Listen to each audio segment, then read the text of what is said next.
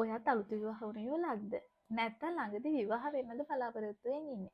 එහෙමත් නැත්නම් විවාහ නොවි එකට ජීවත් වෙන යුවලක්ද? එහෙමත් නැත්නම් ගෙදරට හොරේ ගෑල් ළමෙක් ඇඳගෙන ආවද? එහෙනම් මේ වීඩියෝ එක ඔයාට. මම මීට කලින් වීඩියෝ එකක් කළා ඔයාලා මැරි කරාට පස්සේ ඔයාලගේ මිඩ්වයිෆ් ගාව ලියාපදිංචි වෙන්න ඕනේ කියලා. ඉතින් ඒ වීඩියෝ එකට ඔයාලා විවිධ ප්‍රශ්න අහලා තිබුණා. ඉතින් ඒ විදිහට ඔයාලා අහපු ඔයාලට වැදගත් වෙයි කියලා හිතන ප්‍රශ්න වලට පිළිතුරු වීඩියෝ එකක් තමයි අද අරගෙන ආවේ. ඉතින් ඔයාලටත් මේ සම්බන්ධයෙන් ප්‍රශ්නයක් ගැටලුවක් තිබුණා නම් මේ වීඩියෝ එක ඉවර වෙනකම්ම බලන්න ඒ ප්‍රශ්නෙට උත්තර මේකෙන් හම්බ වෙයි. ඒකෙදි අහලා තිබුණු ප්‍රශ්නයක් තමයි අපි එන්ගේජ් වෙලා විතරයි ඉන්නේ පස්සේ තමයි වෙඩින් එක ගන්න හිතාගෙන ඉන්නේ. අපිත් ලියාපදිංචි වෙන්න ඕනද මිඩ්වයිෆ් ගාව කියලා. ඒකෙදි මෙහෙමයි ඔයාලා එන්ගේජ් වෙලා එකට එක වහලක් යට ජීවත් වෙනවා නම් ඔයා මිස් ගාව ලියාපදිංචි වුණාට කමක් නැහැ.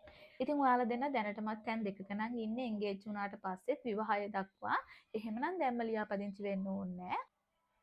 ඔයාලගේ වෙඩින් එක ගත්තට පස්සේ එකට ජීවත් වෙන්න ගියාට පස්සේ ඔයාලට පුළුවන් ඔයාලගේ මිඩ්වයිෆ් ගාව ලියාපදිංචි වෙන්න වෙන වෙනම ඉන්නවා නම් අවශ්‍ය වෙන්නේ නැහැ. පස්සේ නම් වෙඩින් එක ගන්න.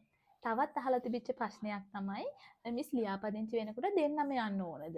දෙන්නම යන එක අනිවාර්යද කියලා අහලා තිබුණා. ඇත්තටම දෙන්නම යන එක අත්‍යවශ්‍ය නෑ.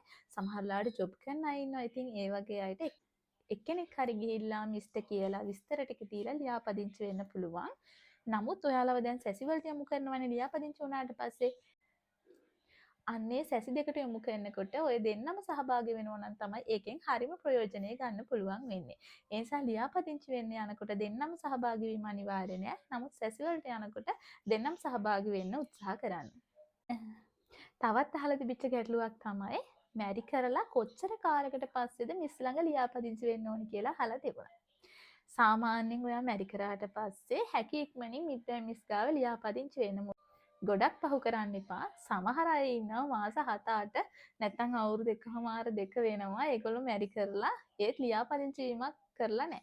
ඇයි කියලා ඇහුවාම සමහර අය කියනවා අපි ගමේ හිටියේ නෑ මිස් මැරි කරාට පස්සේ ජොබ් වලට ගියා. කොළඹ තමයි අපි ජොබ් කරේ. ඒ නිසා අපි කොහෙවත්ම ලියාපදිංචි වුණේ නෑ.